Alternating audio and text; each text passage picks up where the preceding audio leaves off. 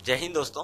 मैं निकेत कुमार इजी के YouTube channel पे आपका स्वागत करता हूँ। कैसे हैं आप लोग? उम्मीद करता हूँ बढ़िया होंगे और सारी चीज़ें अच्छी चल रही हो। जैसा कि जिन भाई लोगों ने हमारे पहले वाले वीडियोस देखा है उन्हें पता है कि हमने जो अभी रीजनिंग की प्रैक्टिस सीरीज स्टार्ट की है, ये एलपी की प्रीवियस ईयर क्वेश्चन है। और आज का जो पेपर है वो 14 अगस्त 2018 का पेपर है। मैं सेशन स्टार्ट करने से पहले कुछ बातें आपसे बोलना चाहूँगा। कहने का मतलब ये है कि अभी आपके सामने जितनी वैकेंसीज दिख रही है, जितने आपके सामने हायरिंग दिख रही है, तो आप पूरे नंबर को मत ध्यान में रखें, बस आपको एक सीट चाहिए। और उस अपने एक सीट को फाइनल करने के लिए आप एक एक सेकेंड को अच्छे तरीके से यूटिलाइज कीजिए। जितना बेहतर से बेहतर तरीके से पॉजिटिव माइंडसेट के साथ आप जितना अच्छे से अपने एक एक सेकेंड को यूटिलाइज करेंगे, आप अपने मंजिल के उतने धीरे धीरे करीब होते जाएंगे। ठीक है, तो देखिए, कोई भी चीज आती है तो उसमें आपको पॉजिटिविटी ढूंढनी होती है और उस पॉजिटिव चीज को सोचते हुए आपको आगे बढ़ना होता है। ठीक है, तो आप पूरा दम खम एकदम पूरा एनर्जी लगा दीजिए, एक एक सेकेंड अपना सही चीज के लिए लगा दीजिए। आप जब क्वेश्चन को सॉल्व कर रहे हैं, चाहे वो किसी भी सब्जेक्ट के हो, तो टाइम को ध्यान में रखिए, इसलिए कि टाइम आपका एग्जाम में जो है बहुत इंपॉर्टेंट रहने वाला है। लिमिटेड टाइम होते हैं। ठीक है, तो चलिए आज का सेशन स्टार्ट करते हैं एक नए एनर्जी के साथ। और एक बात कि आप वीडियो को शेयर करें और ज़्यादा से ज़्यादा लाइक करें। आप लोग कमेंट नहीं करते, जो भी आपकी रिक्वायरमेंट्स होती है, जो भी क्वेश्चन आपके लिए छोड़ के जाता हूँ उसका सॉल्यूशन आप करते हैं, उसमें कमेंट नहीं करते हैं। आपको क्या करना है कि आप सॉल्यूशन जब कर ले रहे हैं वीडियो को पॉज करके, ठीक है, तो आप कमेंट कीजिए कि हाँ आपका आंसर क्या आ रहा है, क्या नहीं आ रहा है। ठीक है, तो चलिए आज का सेशन स्टार्ट करते हैं और देखते हैं पहला क्वेश्चन क्या है। पहला क्वेश्चन ये कह रहा है कि तर्क पर ध्यानपूर्वक विचार करें और निर्णय करें कि इसमें नीचे दी गई कौन सा अनुमान निहित है। आपके सामने क्या है, एक तर्क दिया हुआ है यहाँ से। ठीक है, और इस तर्क को देखते हुए कुछ मान्यताएं हैं, कुछ अनुमान किया गया है, उनमें से ये बताना है कि कौन सा सही है तर्क। ठीक है, अब आप देखिए पहला क्या कह रहा है, तर्क क्या कह रहा है। एक चुनाव के दौरान विपक्षी दल ने कहा पिछले 5 वर्षों में कीमतों में वृद्धि को देखें।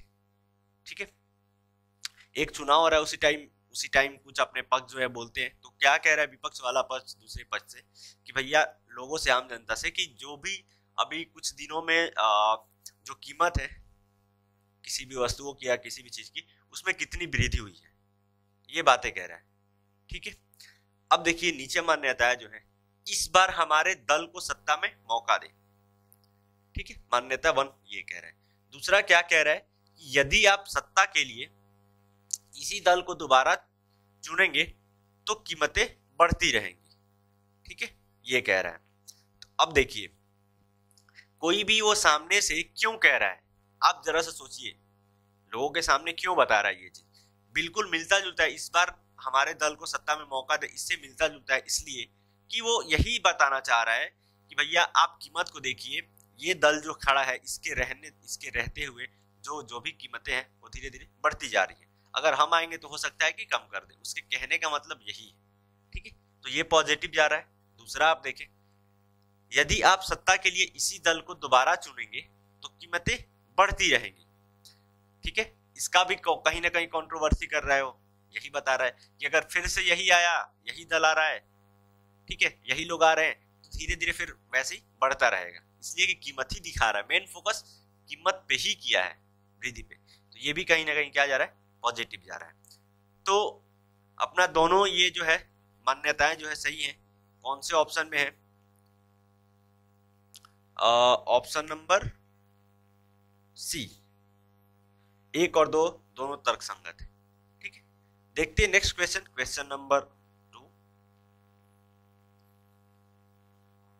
क्वेश्चन नंबर 2 क्या कह रहा है कि चित्र के अनुसार क्रिकेट और फुटबॉल के साथ तीनों खेलों में भी भाग लेने वाले छात्रों की कुल संख्या निम्न में से कौन प्रदर्शित करता है, यही हमें बताना है। ठीक है, क्या कह रहा है कि क्रिकेट और फुटबॉल, मतलब क्रिकेट प्लस फुटबॉल, ये दोनों होना ही चाहिए। ठीक है, उसके साथ में इसके साथ तीनों खेलों, तीन खेल कौन कौन सा है, एक कबड्डी है, एक फुटबॉल है और एक क्रिकेट है। मतलब क्रिकेट प्लस फुटबॉल ये होना चाहिए, क्रिकेट प्लस फुटबॉल और प्लस कबड्डी ये, ठीक है। तो ये क्या है, ये दोनों होने चाहिए, ठीक है। ये दोनों जिसमें रहेंगे वही नंबर हमें बताएगा, ठीक है। अब आप क्या करें कि क्रिकेट और फुटबॉल देखें, क्रिकेट और फुटबॉल, क्रिकेट और फुटबॉल ये वाला स्क्वायर है, ठीक है। इसमें क्या है, भी आ रहा है, जो क्रिकेट भी है और फुटबॉल भी है, ये भी दोनों में आ रहा है, ठीक है। तो एक तो ये वाला क्या आ गया, भी आ गया। उसके आगे आप और देखें, और कहीं पे दिख रहा है क्या क्रिकेट और फुटबॉल वाला, कहीं पे नहीं दिख रहा है, ठीक है। अब आप cricket plus football plus kabaddi देखें, तीनों में कॉमन कौन दिख रहा है, कबड्डी फुटबॉल और क्रिकेट में ये एस दिख रहा है, ठीक है।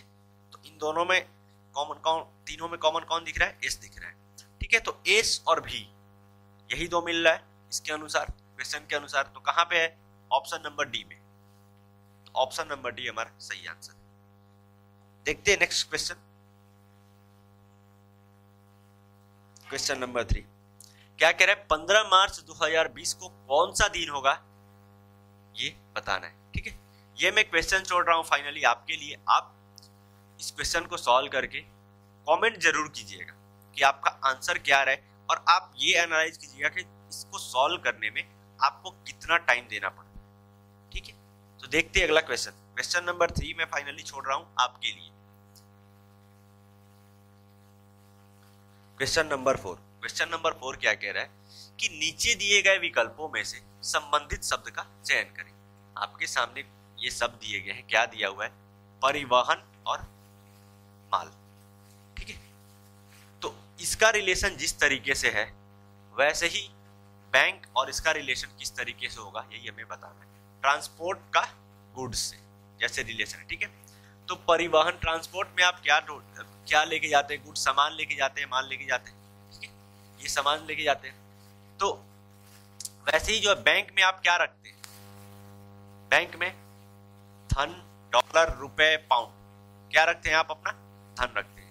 जो भी पैसा रहता है उसको क्या बोलते हैं, धन ही बोलते हैं, ठीक है। तो बैंक में आप अपना क्या रखते हैं, धन रखते हैं, ठीक है। देखते हैं next question, question number 5। Question number 5 आपके सामने है, क्या कह रहा है कि एक कोड में यदि बिजली को इस रूप में लिखा जाता है तो वैसे, और पजल को इस रूप में लिखा जाता है, तो वैसे ही इसको बजवर्ड को इस रूप में लिखा जाएगा, यही हमें बताना है, ठीक है। अब आप क्या देख रहे हैं, क्या लिखा हुआ है इधर, बिजली, MIZZL, ठीक है। इसको कैसे लिख रहा है, ZIMYLZ, ठीक है। फाइनली इसी रूप में लिख रहा है। अब आप क्या देख रहे हैं, इसमें टोटल कितने लेटर है, ठीक, 6 लेटर है टोटल, तो 3 में आप डिवाइड कीजिए, ठीक है। जैसे ही आप देखेंगे तो आपको क्या नजर आएगा, यहाँ से एक Z यहाँ को लेके आया है, फिर M को यहाँ लेके आया है, फिर I को यहाँ लेके आया है, ऐसे ही लेके आया है। ये देखते ही पता चल गया था कि 3 में डिवाइड करके लिखा है, ठीक है। फिर Y को क्या लेके आया है, यहाँ लेके आया है, फिर Z को यहाँ लेके आया है, फिर L को यहाँ लेके आया है, ऐसे ही किया है। हाफ में डिवाइड करने के बाद क्रॉस पैटर्न यूज कर रहे हैं, तो वैसे ही यहाँ पे बुजवर्ड है, इसको आप यूज कीजिए, बजवर्ड को। क्या लिख रहा है, BUZZWORD, इसी को लिखना है, ठीक है। तो आप क्या करेंगे, सबसे पहले इसको, इसमें 8 लेटर है, 1 2 3 4 5 6 7 8, ठीक है। 4 में डिवाइड कर लिए। अब क्रॉस पैटर्न यूज कीजिए, यहाँ पे Z, ये Z यहाँ पे आ जाएगा, फिर ये B यहाँ पे आ जाएगा, फिर ये Z यहाँ पे आ जाएगा, और फिर ये U यहाँ पे आ जाएगा, ठीक है। ZZUB, ठीक है। सबसे पहले कौन से ऑप्शन में दिख रहा है, पहले ही दिख गया, ऑप्शन नंबर डी। आगे आप सॉल्व करने की जरूरत ही नहीं है, हमें यहीं से दिख गया, ठीक है। तो देखते हैं next question, question number 6। Question number 6 आपके सामने क्या कह रहा है कि एक के ऊपर एक किताबें रखी हुई है। यदि एक किताब ऊपर से 18वें और नीचे से 5वें स्थान पर है तो कुल किताबों की संख्या कितनी है। क्या है कि एक के ऊपर एक, जैसे लाइब्रेरी में आप जाते हैं तो बुक्स रखे हुए होते हैं, या किसी दुकान पे एक के ऊपर एक किताब रखी हुई है, ठीक है। उसमें से एक किताब को वो चूज करता है और सामने वाला ये पूछता है कि भैया नीचे से आप अगर काउंट करते हैं तो नीचे से अगर काउंट करते हैं तो 5वें स्थान पे ये किताब आता है। जब आप ऊपर से काउंट करते हैं तो यही किताब सेम जो नीचे से 5वें पे आ रहा है वही किताब ऊपर से 18वें स्थान पे आता है, ठीक है। तो इसका एक कॉन्सेप्ट होता है, क्या होता है जब भी आपके सामने इस टाइप का क्वेश्चन है तो आपको क्या करना है, जब एक ही ऑब्जेक्ट के बारे में मतलब किसी एक ही चाहे वो कोई सा सामान हो, कोई भी ऑब्जेक्ट हो उसके बारे में बोला जाए तो क्या करना है कि ऊपर को अपर पार्ट अपर से और नीचे लोअर, ठीक है, इन दोनों को जोड़ेंगे और फिर -1 कर देंगे इन दोनों का प्लेस, ठीक है।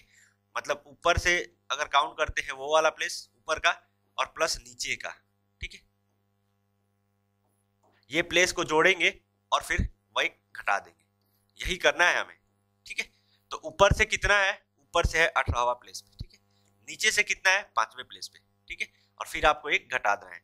तो 18 5 23 और 23 में से आप एक घटाते हैं तो आपको क्या मिलता है 22।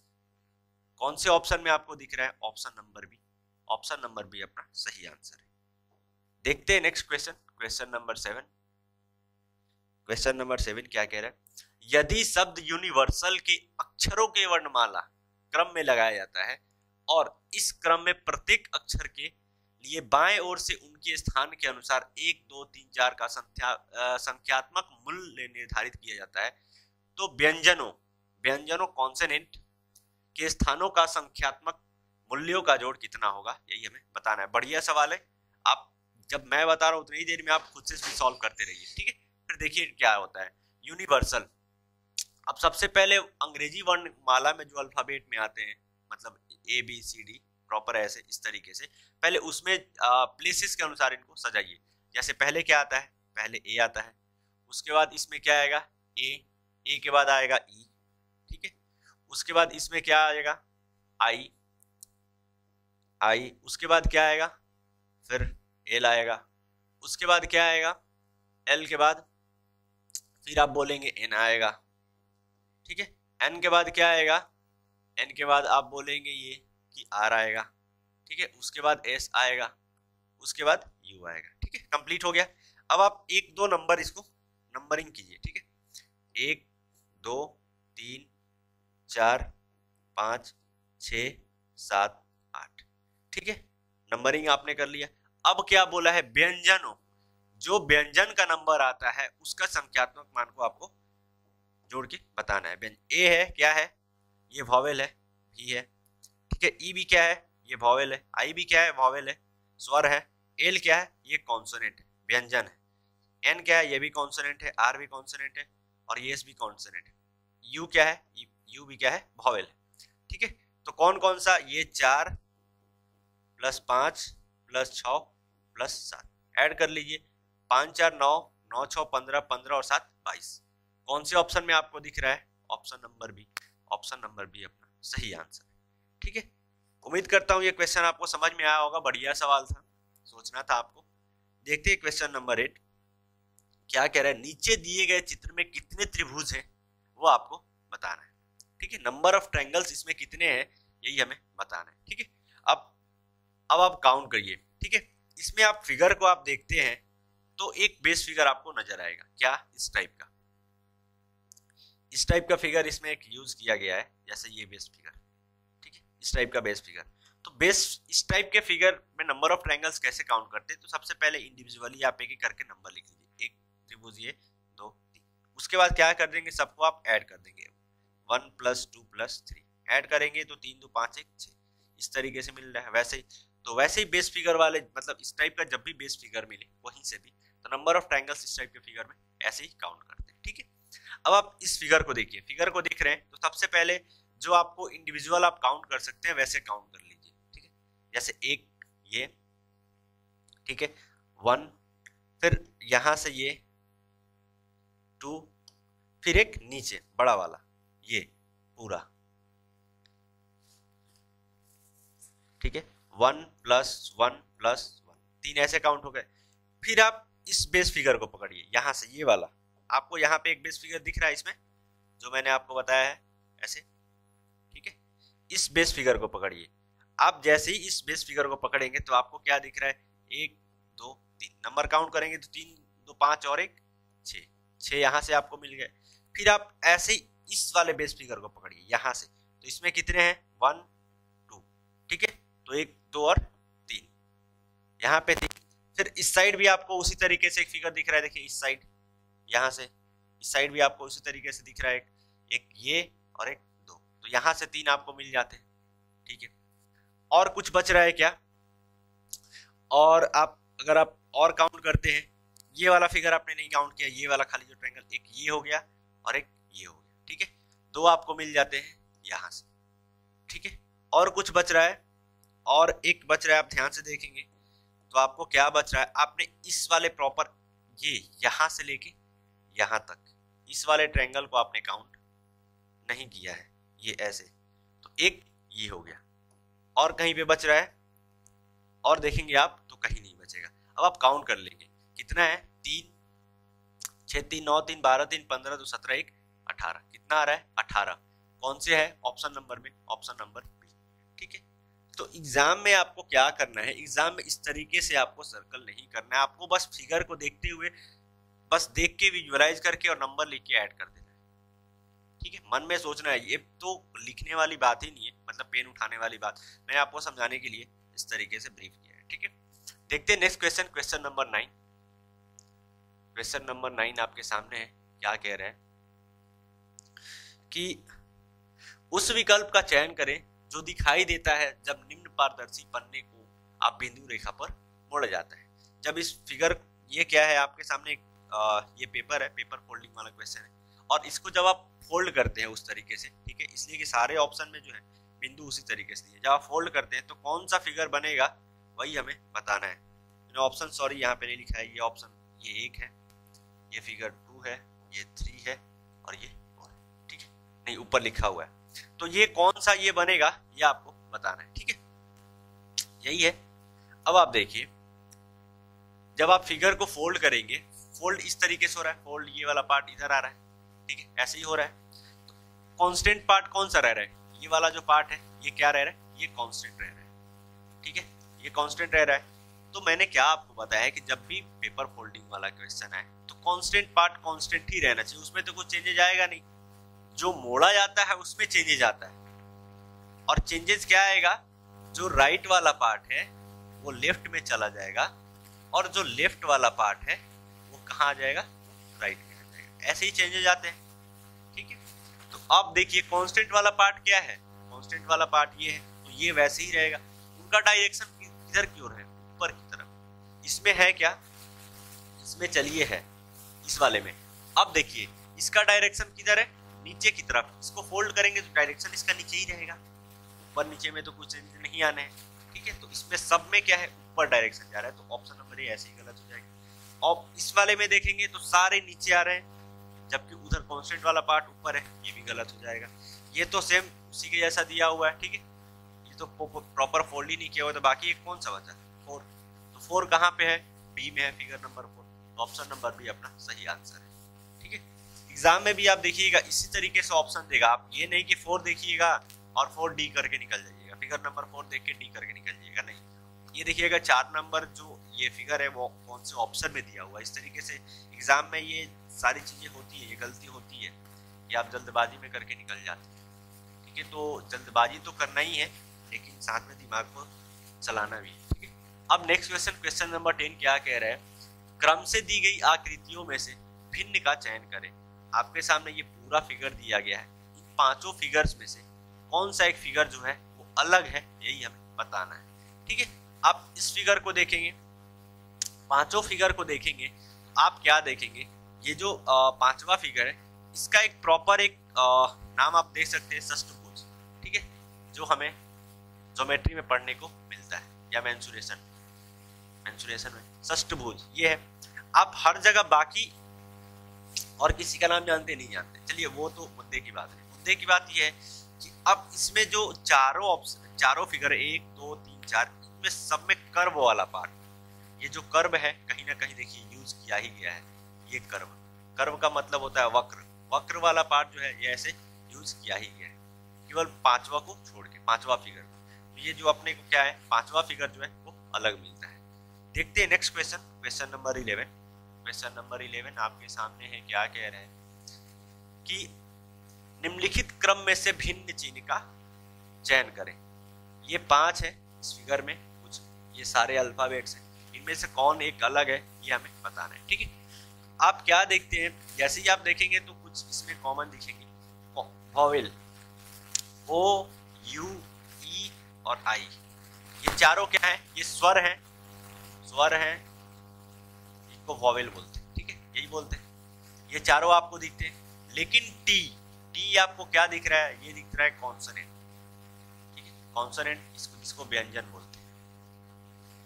ठीक है, यही टी दिख रहा है, यही बस अलग दिख रहा है। बाकी 1 2 3 और 4 ये क्या है, ये आपको वॉवेल दिख रहे हैं, और टी मतलब फिगर नंबर 4 यही आपको अलग दिख रहा है कॉन्सोनेंट। तो यही अपना जो 4 नंबर फिगर है यही अलग है, 4 नंबर फिगर आंसर हो जाएगा।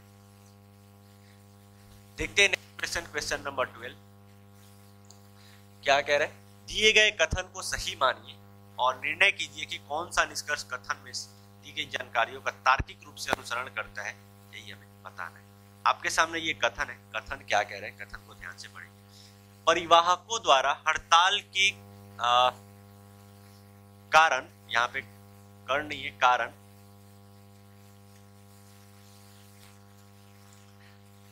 परिवाहकों द्वारा हड़ताल के कारण जरूरी वस्तुओं की कीमतों में वृद्धि हुई है।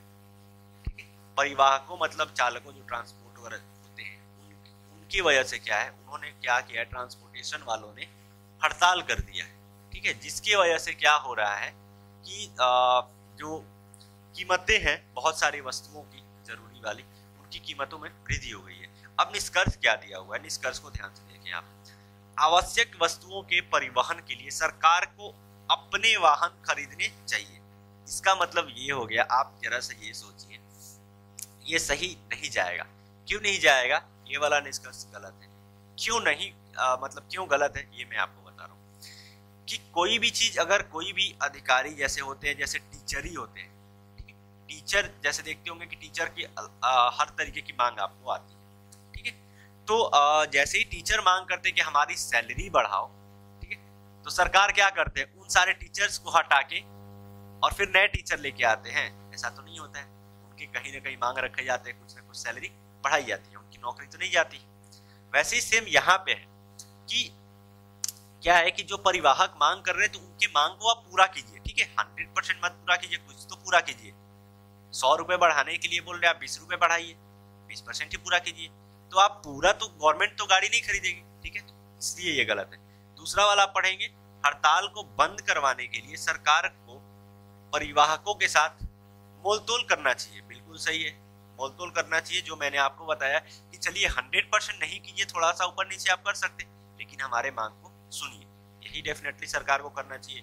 तो कौन सा ऑप्शन, कौन सा अनुसरण करता है, केवल निष्कर्ष 2 अनुसरण करते हैं। ठीक है, उम्मीद करता हूँ ये तर्क आपको समझ में आया होगा बढ़िया से। देखते हैं क्वेश्चन नंबर 13 क्या कह रहे हैं कि निम्नलिखित श्रृंखला में प्रश्न चिन्ह द्वारा दर्शाए गए अनुसार एक अक्षर अनुपस्थित है, दिए गए विकल्पों में से अनुपस्थित अक्षर का चयन करें। आपके सामने क्या है, यहाँ पे जो अल्फाबेट्स दिए हुए हैं, तो इसमें व्हाट के प्लेस पे क्या आएगा यही हमें बताना है। तो मैंने आपको क्या बताया कि जब भी आपके सामने अल्फाबेट वाले क्वेश्चन आते हैं, अल्फाबेट का प्लेस क्या होता है सबसे पहले वो आपके दिमाग में आना चाहिए, और उस अल्फाबेट के प्लेस के अनुसार हम लोग क्वेश्चन को सॉल्व करते हैं, तेजी से होता है। जैसे ई का प्लेस क्या आता है, 5वें प्लेस पे आता है, जे 10वें प्लेस पे आता है, ओ 15वें प्लेस पे आता है, टी 20वें प्लेस पे आता है, और यही वर्ड पे हमें बताना है। ठीक है, अब ये देखिए नंबर में चेंज हो गया, कितना इजी हो जाएगा। जैसे 5 से 10 पे गया है, मतलब 5 से बढ़ा के, फिर 10 से 15 पे गया है, मतलब 5 बढ़ा के लिखा है, फिर 15 से 20 पे गया है, फिर 5 बढ़ा के, तो फिर 5 बढ़ाएगा, 20 पे कितना पे जाएगा, 25 पे, 25 पे, और 25 किसका होता है, 25 होता है कौन से ऑप्शन में, ऑप्शन नंबर में। देखिए अल्फाबेट का जो प्लेस याद करने का सबसे शॉर्ट ट्रिक क्या है, आप इजोटी इसको याद कर लीजिए, इनका प्लेस आप याद कर लेंगे ना, आपको बहुत तरीके से अल्फाबेट का प्लेस याद है। ठीक है, जैसे ई का 5 होता है, फिर 10, 15, 20, और फिर वाई का क्या होता है, 25। यही 5, 10, 15, 20, 25 इसी का प्लेस आपको याद करना। ये आप याद जैसे ये हो जाएगा तो आगे बढ़ा के इससे कितना बढ़ रहा है, जैसे एच पूछ लिया, आपको पता है कि 5वें प्लेस पे क्या आता है, ई आता है, ई के बाद एच आता है, ठीक है। ई के बाद क्या आता है, एफ जी एच। आप देख लिए बस 3 बढ़ा रहा है तो 5 3 8 हो जाएगा। वैसे ही आपको कर लेना। तो वो इजोटी वाला जो कॉन्सेप्ट है ना वो आप याद करें। देखते हैं क्वेश्चन नंबर 14 क्या कह रहा है। 1 जनवरी 2018 को सोमवार था, तो इसमें से किस वर्ष में नए वर्ष की शुरुआत सोमवार को ही होगी। बहुत बढ़िया सवाल है, मजेदार सवाल है, आप इसको खुद से सॉल्व करिए, आपको अच्छा लगेगा, ठीक है। क्या कह रहा है, 1 जनवरी 2018 को सोमवार था। अब फिर पूछ रहा है कि फिर कौन सा ऐसा साल आएगा, चारों ऑप्शंस में से कौन सा ऐसा साल आएगा जिसके बाद फिर आपको क्या मिलना चाहिए, उस साल में जो 1 जनवरी आएगा उसका भी क्या होगा, फिर से सोमवार ही होगा, ठीक है। ये हमें बताना है। अब आप देखिए जैसे 2018, ठीक है, 2018 ये क्या है, ये नॉर्मल ईयर है, ये क्या है, नॉर्मल ईयर है, साधारण वर्ष, ठीक है। तो साधारण वर्ष में नंबर ऑफ डेज कितने आगे जाते हैं, बस 1 जाते हैं।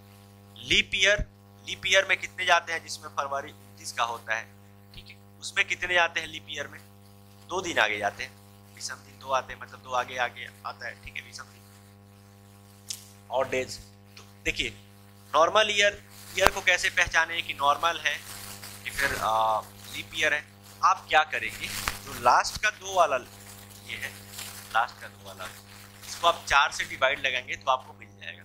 जैसे 24 ये 4 से डिवाइड लग रहा है, नहीं लग रहा है, ये तो हमें चेक ही नहीं करना है, ठीक है, ये तो हमें चेक ही नहीं करना है फिलहाल।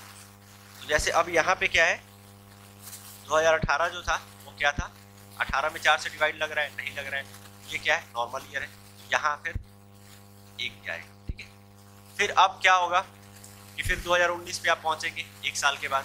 अब 2019 भी क्या है, नॉर्मल ईयर है, ठीक है। फिर आप 1 वर्ष आगे जाएंगे, फिर आएगा आपको मिलेगा क्या, 2020। मतलब आप अगर जब आपको विषम डेज 7 प्राप्त हो जाएगी, इसलिए कि 7 डेज के बाद फिर वही रिपीटेशन स्टार्ट हो जाता है। जैसे आज सोमवार है, फिर अगले 7वां दिन क्या होगा, सोमवार होगा, ऐसे ही होता है। तो उसमें साल में भी होता है, जब भी आपको जो जिस साल की बात कर रहा है उसमें अगले आगे आने वाले विषम डेज की संख्या अगर 7 निकल जाती है, ठीक है, तो वो सेम ईयर रिपीट हो जाता है। फिर यहाँ पे अभी आपको नहीं मिला, अब क्या है ये 2020, जैसे 20 लास्ट में 4 से डिवाइड लग रहा है, तो ये क्या हो जाएगा, और ये जो होंगे ये नॉर्मल ईयर रहेंगे, ये क्या रहेंगे, ये सब नॉर्मल ईयर रहेंगे, और ये लीप ईयर हो जाएगा, ठीक है। अब आप देखेंगे लीप ईयर में 2 दिन आगे जाता है, इसलिए फरवरी 29 का हो जाता है, ठीक है। अब आगे जाएंगे 20 से 21 में पहुंचेंगे, 21 भी क्या है ये भी नॉर्मल ईयर है, ठीक है। ऑप्शन तक आप पहुंचिए, तो ऑप्शन में क्या है, 2020 भी खत्म हो गया, इसलिए कि यहाँ पे आप कहाँ तक पहुंचे, बस 2 ही आगे बढ़ा है, तो ऑप्शन नंबर सी तो यहाँ से ऐसे ही खत्म हो जा रहा है। फिर 21 के बाद फिर क्या आएगा, 2022, ठीक है, 2022, तो 22 भी क्या आ जा रहा है, नॉर्मल ईयर आ जा रहा है, ठीक है। 21 भी क्या आ जा रहा है, नॉर्मल ईयर, 21 से फिर 1 आगे जाएंगे, फिर 22 से 23 पे आप जाएंगे, 22 से 23 पे, तो 23 भी क्या है आपका फाइनली, ये भी नॉर्मल ईयर है, तो यहाँ पे भी 1 ही जाएगा, ठीक है। फिर आप 23 से 24 पे जाएंगे, 23 से 24 पे जाएंगे तो 24 क्या जा रहा है, लीप ईयर जा रहा है, तो आगे जाएंगे 23 से 24 पे जाएंगे तो ये भी 1 ही जाएगा। तो टोटल कितना बढ़ रहा है, एक यहाँ पे 1 + 1 + 2 + 1 फिर +1 और फिर +1, ठीक है। कितना हो गया, इसको आप ऐड करेंगे तो आपको मिल जा रहा है 7। तो वही विषम डेज कैसे काउंट करते हैं, आप 7 से डिवाइड लगाएंगे तो कट जा रहा है, तो रिमाइंडर 0 आ रहा है, यहाँ पे 0 आ रहा है, 1 भी नहीं बच रहा है। तो नंबर ऑफ विषम डेज हमें क्या मिल गया, 2024 में फाइनली आके हमारा क्या मिल गया, विषम मिल गया, ठीक है, 2024 में।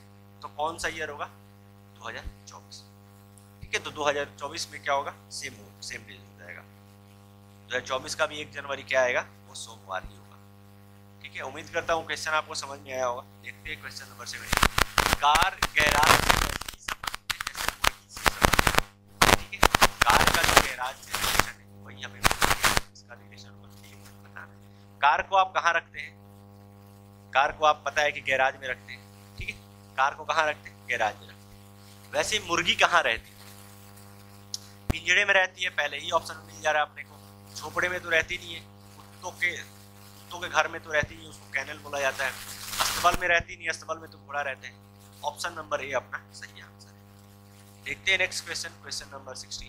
क्वेश्चन नंबर 16 क्या कह रहे हैं कि नीचे दिए गए कथन को सत्य मानते हुए यह ज्ञात करे कि कथन के आधार पर कौन सा निश्चित रूप से निकाला जाता है, निकाला जा सकता है, यही हमें समझना है।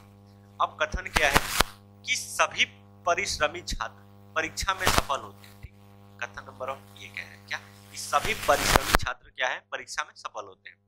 दूसरा, यहाँ पे परिश्रमी छात्र के बात में ही बोला, परिश्रमी छात्र के बारे में ही बोला गया है। यहाँ पे भी परिश्रमी छात्र के बारे में ही बोला गया है।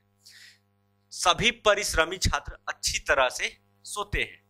सभी परिश्रमी छात्र अच्छी तरह से सोते हैं। अब देखिए निष्कर्ष, देखिए निष्कर्ष 1 क्या कह रहा है, वे सभी जो अच्छी तरह से सोते हैं परिश्रमी छात्र होते हैं। ठीक है, सोने वाले के बारे में नहीं बताया गया ना अभी। ऐसा सही है क्या कि जितने भी लोग अच्छी तरह से नींद लेते हैं, खराटे लेते हैं, वो परिश्रमी होते हैं? बिल्कुल गलत है, ऐसा तो कुछ नहीं है। ठीक है, दूसरा क्या कह रहा है, वे सभी परीक्षा में सफल होते हैं जो अच्छी तरह से सोते हैं।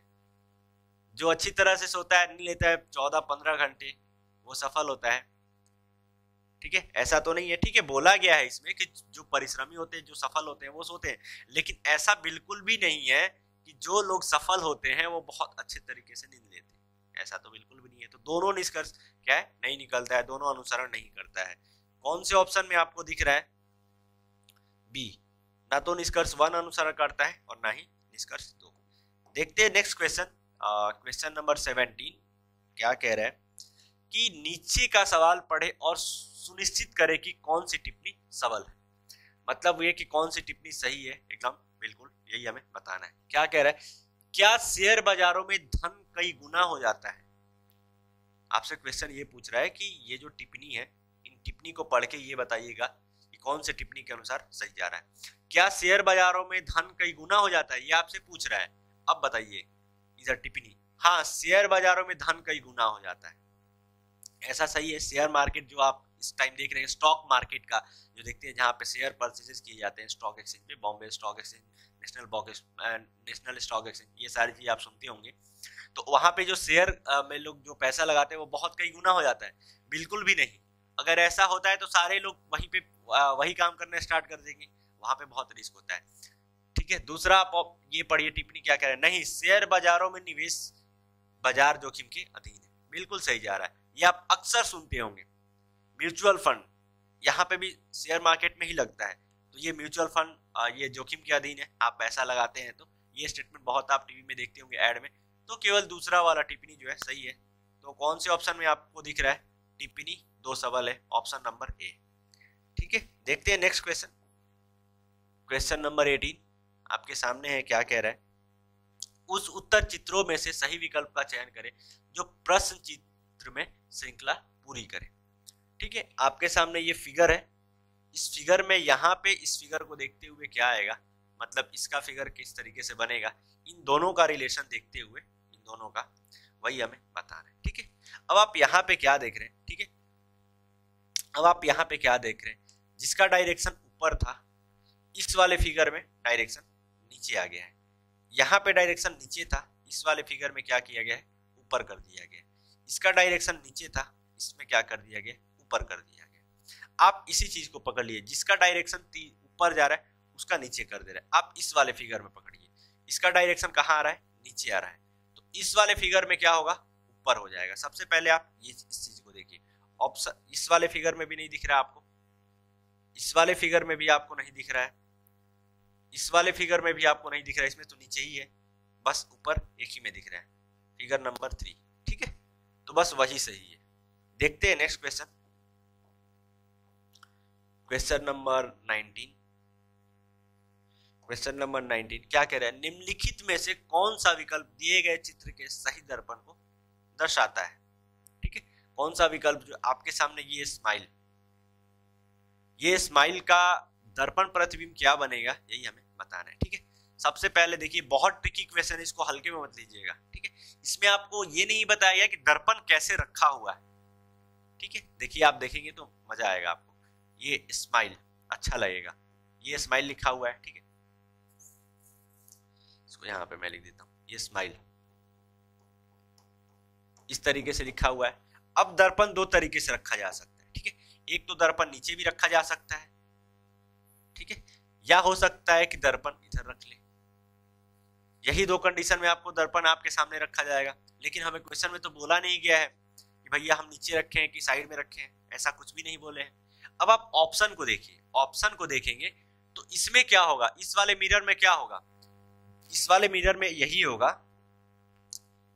कि जो राइट है वो लेफ्ट में कन्वर्ट हो जाएगा और जो लेफ्ट वाला पार्ट है वो किधर कन्वर्ट हो जाएगा, वो राइट में कन्वर्ट हो जाएगा। यही चीज होगा। इसमें क्या होगा, जो अपर पार्ट है, जो अपर वाला पार्ट है वो लोअर पार्ट में कन्वर्ट हो जाएगा और जो लोअर वाला पार्ट है वो अपर पार्ट में कन्वर्ट हो जाएगा। मतलब ये कि जो ऊपर वाला है, जो ऊपर वाला है वो नीचे आ जाएगा, ठीक है, और जो नीचे है वो ऊपर चला जाएगा, ठीक है।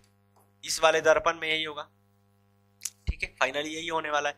अब आप देखिए ऑप्शन को देखिए, पहले वाले ऑप्शन में क्या लिख रहा है, पहले वाले ऑप्शन में ई बन रहा है, यानी कि सेम टू सेम जहां पे प्लेस है वही रहेगा, ठीक है।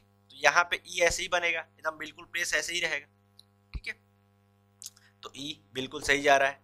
फिर उसके बाद क्या आ रहा है, एल आ रहा है। तो देखिए एल नीचे, यहाँ पे कहाँ टर्न है, नीचे, तो फिर ऊपर फाइनली एल होगा। मैंने बोला है कि जो नीचे वाला पार्ट है वो कहाँ जा रहा है, ऊपर जा रहा है, बिल्कुल सही बनेगा। फिर आई, आई का तो जस का तस बनेगा, इसलिए कि इसमें कोई। फिर एम, इसका डायरेक्शन किसे है, नीचे की तरफ है, तो फिर ऊपर जाना ही जाना है, ऊपर बनेगा ही। फिर एस, एस का तो देखिए जो ऊपर है वो नीचे आ जाएगा, तो पहले ही ऑप्शन में अपने को सही मिल जा रहा है। अब आप इन सारे ऑप्शन को देखेंगे, बी, डी और सी, इसका क्या होगा, जो एस है, जो सबसे राइट वाला पार्ट है, जो सबसे लेफ्ट वाला पार्ट है वो राइट में जाएगा, एस। चलिए ये सारे ऑप्शन में आपने को देखने को मिल रहा है, ठीक है। लेकिन डायरेक्शन देखिए, इसका इस तरीके से है, इसका यू इस तरीके से बनेगा, तो इसमें आएगा वो इस तरीके से रहेगा, ठीक है। आप ऑप्शन नंबर सी में देखेंगे तो कहाँ मिल रहा है, इसी तरीके से मिल रहा है इसमें, तो ये गलत हो जाएगा। ऑप्शन नंबर डी में देखेंगे तो बिल्कुल एस लिखा है, तो ये गलत हो जाएगा, ठीक है। एस में आप देखिए, एस में आप देख रहे हैं तो इससे स्टार्ट कर रहा है, फिर ई से स्टार्ट होना चाहिए, ई से स्टार्ट होना चाहिए बिल्कुल। लेकिन आप ये वाला पार्ट देखेंगे इस वाले क्वेश्चन में, ये ई वाले में, तो आप एल बिल्कुल सही जा रहा है, इसमें भी सही जा रहा है, ठीक है, ई एल इधर आ रहा है।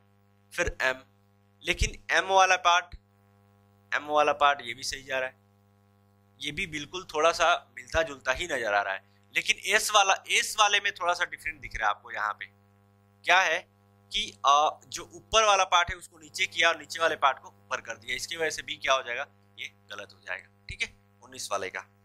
तो इसका ऑप्शन नंबर ए सही है। देखते हैं next question, question number 20। Question number 20 क्या कह रहा है कि दिए गए कथन पर विचार करें और निर्णय लें कि प्रश्न का उत्तर देने के लिए निम्न में से कौन सा कथन पर्याप्त है। आपके सामने कथन दिया हुआ है, इस कथन को देखते हुए आपको बताना है कि कौन सा इधर निष्कर्ष नीचे है, कि कौन सा निष्कर्ष सही है, ठीक है।